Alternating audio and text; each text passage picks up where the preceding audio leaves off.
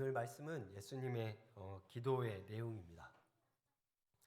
예수님이 이제 십자가에서 달려 돌아가시기 전날 밤에 요한복음은 다른 복음서하고는 좀 다르게 시간의 순서에 따라 모든 것을 다 기록하지는 않았는데, 특히 요한복음은 다른 복음서 마태, 마가, 누가는 우리가 공간 복음이라고 공통의 관점으로 바라봤다 이렇게 표현을 합니다. 그렇지만 자세히 살펴보면 마태, 마가, 누가 전부 다 공통의 관점은 아닙니다. 각각 마태와 마가와 누가의 관점에서 예수님을 바라보고 기록한 것이지 모두가 동일한 관점으로 본 것은 아닙니다. 그렇지만 마태, 마가, 누가는 많은 부분에 있어서 다 100% 그렇지는 않지만 90% 이상은 예수님의 시간의 순서에 따라서 기록이 되어 있습니다.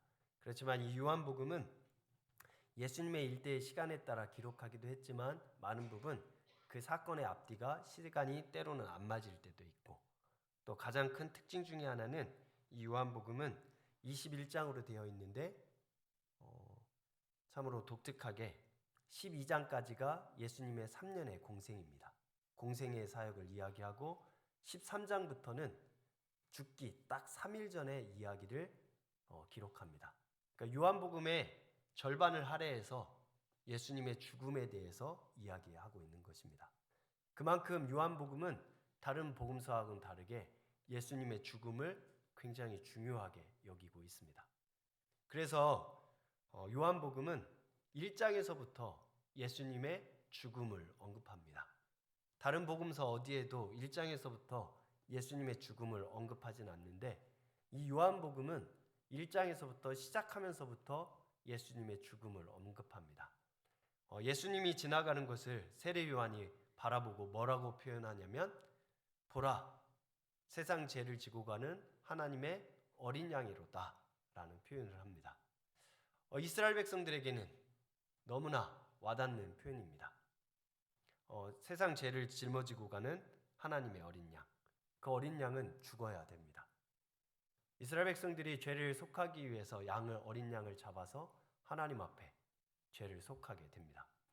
세례 요한이 예수님의 죽음을 알았는지 아니면 몰랐는지는 성경은 이야기하지 않습니다.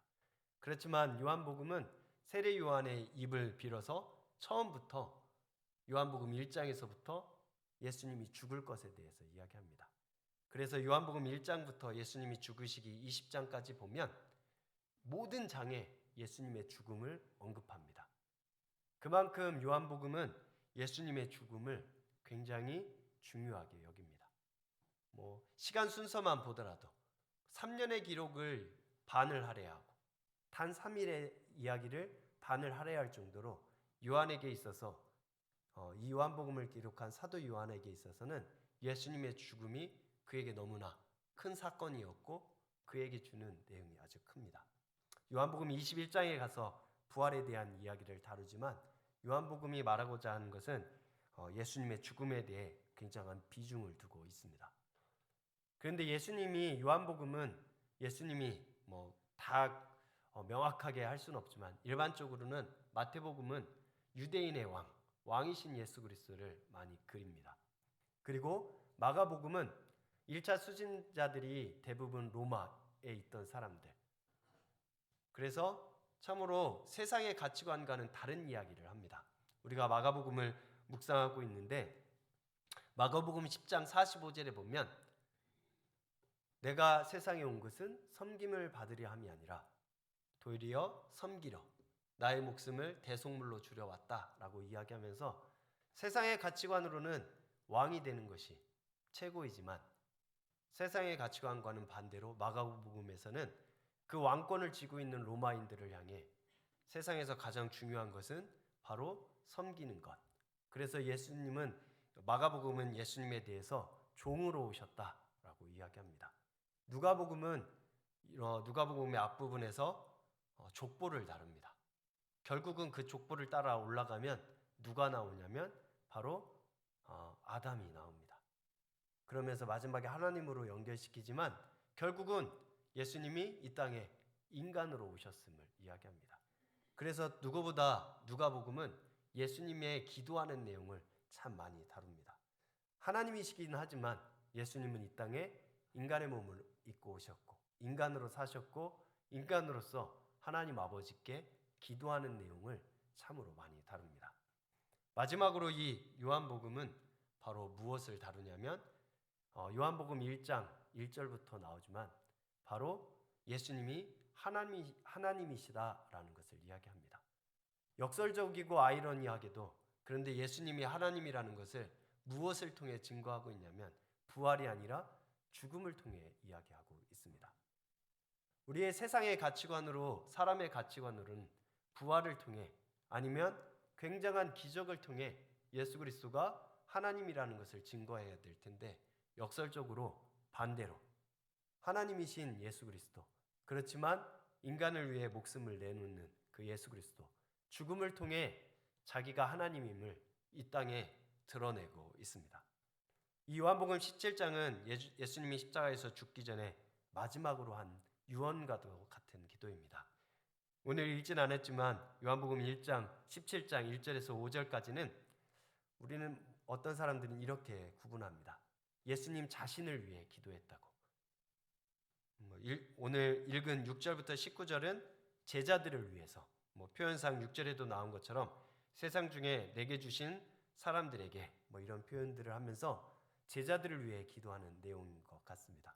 그리고 20절에 가면 예수님은 우리를 내다보고도 기도하셨습니다. 20절에 보면 내가 비웃는 것은 이 사람들만이 위함이 아니요 또 그들의 말로 말미암아 나를 믿는 사람들도 위함입니다. 라고 하면서 2000년 전에 예수님은 우리를 위해서도 기도하셨습니다. 요한복음 17장 1절에서 5절까지는 예수님을 자신을 위해서 기도했다고 하지만 정작 기도의 내용을 보면 자기를 위한 기도는 아닙니다. 무엇을 기도하고 있냐면 내용을 요한복음 17장의 내용을 쭉 보면 쉽게 표현하면 잘 죽을 수 있도록 하나님 나의 죽음을 통해 하나님을 영화롭게 하며 사람들에게 영생을 줄 수 있게 해달라고 기도하십니다. 예수님에게는 만민을 다스리는 권세가 예수님에게는 주어졌습니다. 여러분과 저에게 누군가가 이 나라를 다스릴 수 있는 권세를 준다면 조금 있으면 4월 10일이면 총선이 있습니다. 수많은 사람들은 그렇게 열심히 해서 권력을 잡으려고 합니다. 그 자체는 권력을 가지려고 하는 그 자체는 나쁜 것은 아닙니다. 그 권력을 잡으려는 의도와 동기가 무엇이냐가 나쁜 것이 되겠죠. 사람은 그런데 대부분 권력을 가지려고 하는 이유는 바로 사람들을, 세상을 내가 원하는 대로 이끌어가고 싶어 하기 때문에 그렇습니다. 그렇지만 예수님은 세상 사람들이 국회의원이나 대통령이 가진 권세보다도 비교할 수 없는 권세, 만민을 다스리는 권세를 가졌지만 예수님은 그 권세를 어디에 사용하냐면 자기가 죽는 데에 그 권세를 사용합니다.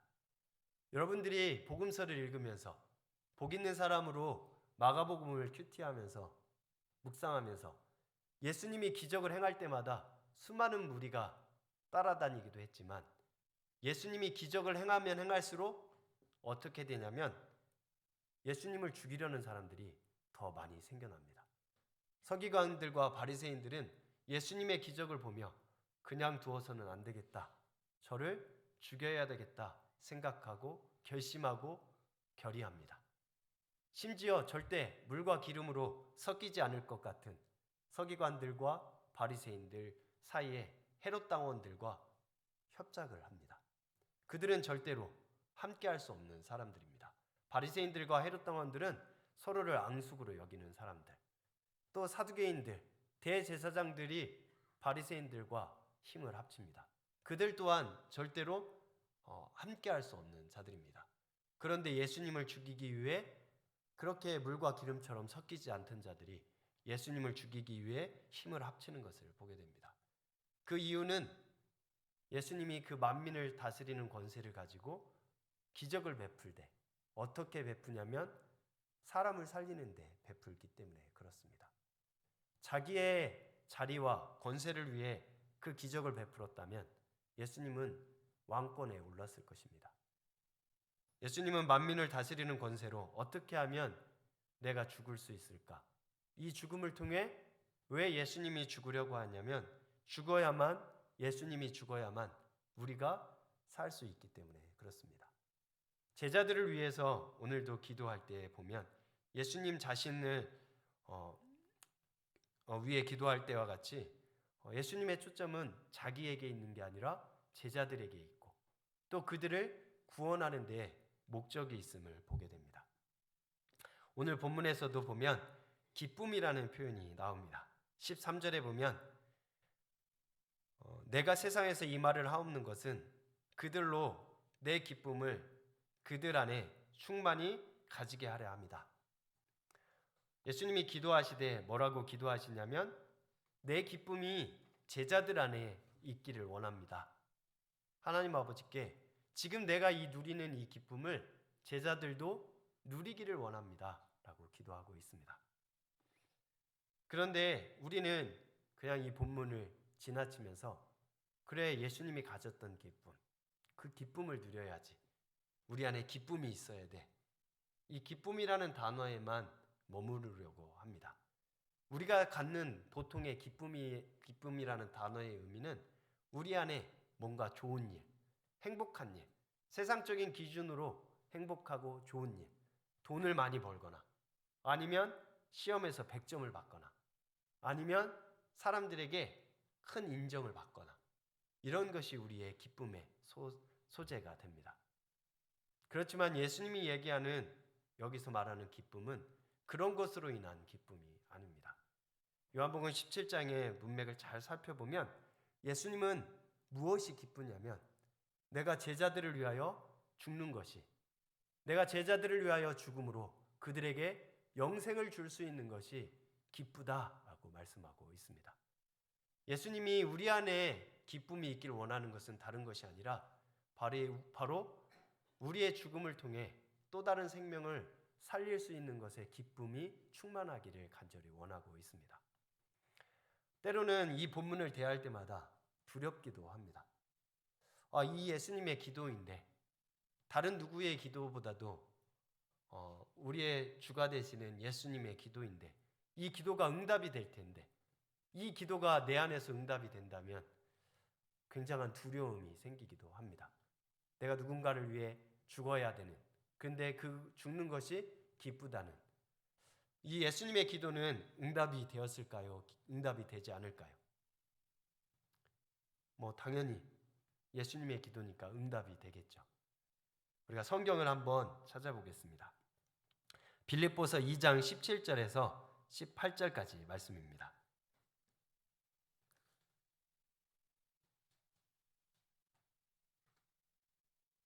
빌립보서 2장 17절에서 18절까지 말씀입니다.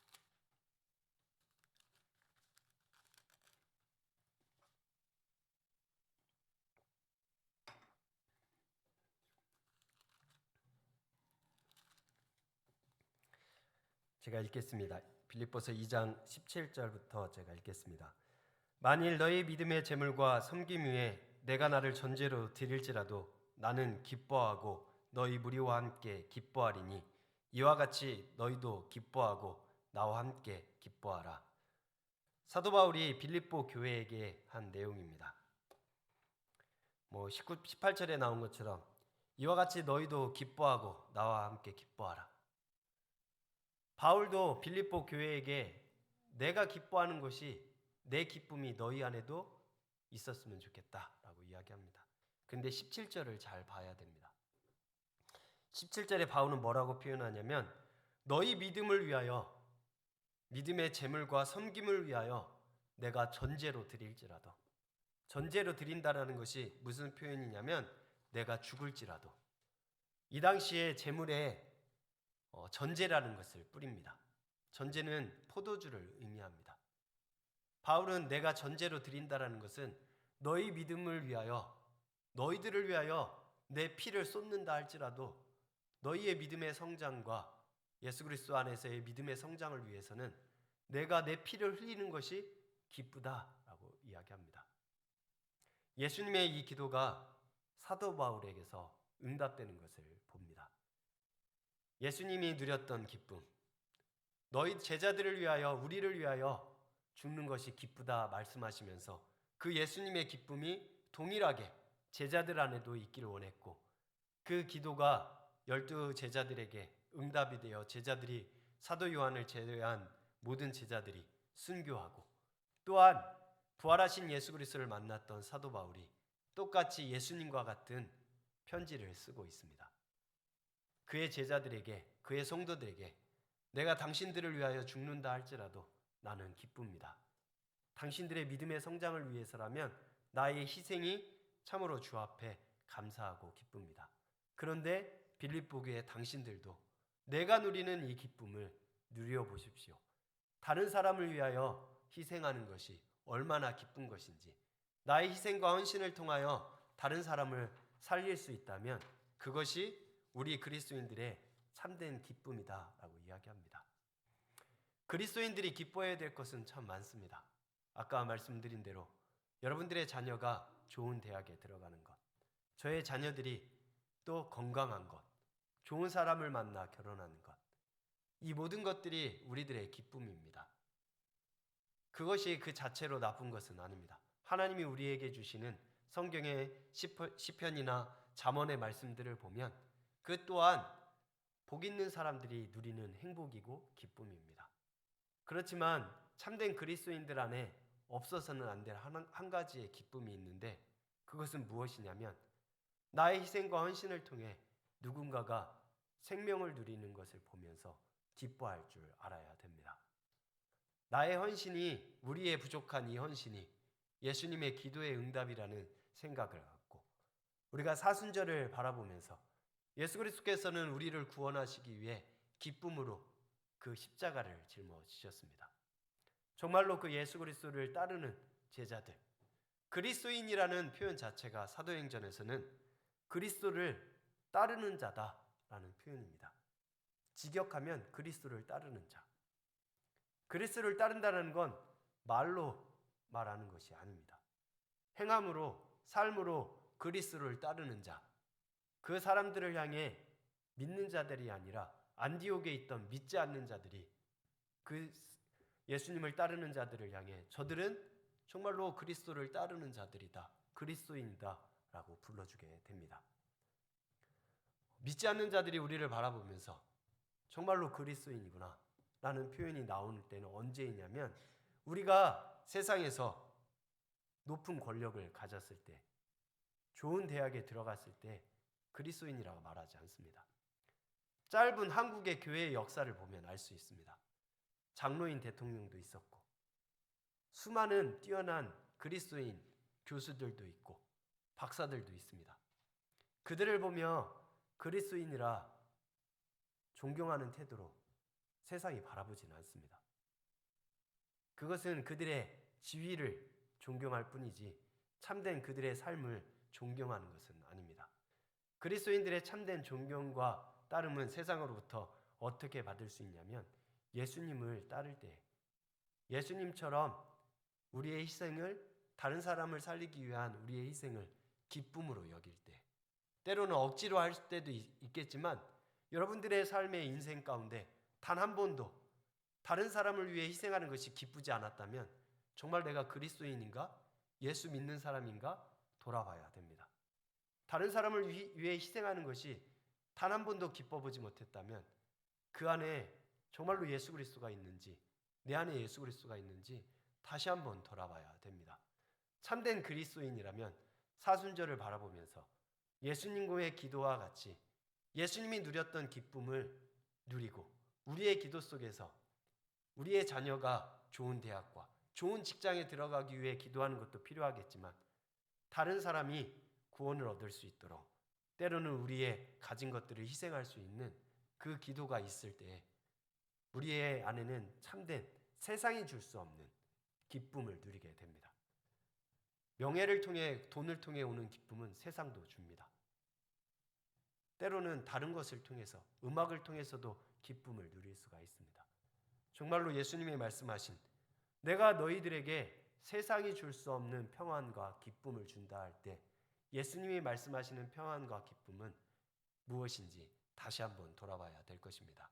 저와 여러분의 삶 가운데 오늘 예수님의 기도가 저와 여러분의 기도가 되기를 바라고, 예수님이 누렸던 그 기쁨이 저와 여러분들의 기쁨이 될 수 있기를 소망합니다. 우리 함께 찬양하겠습니다.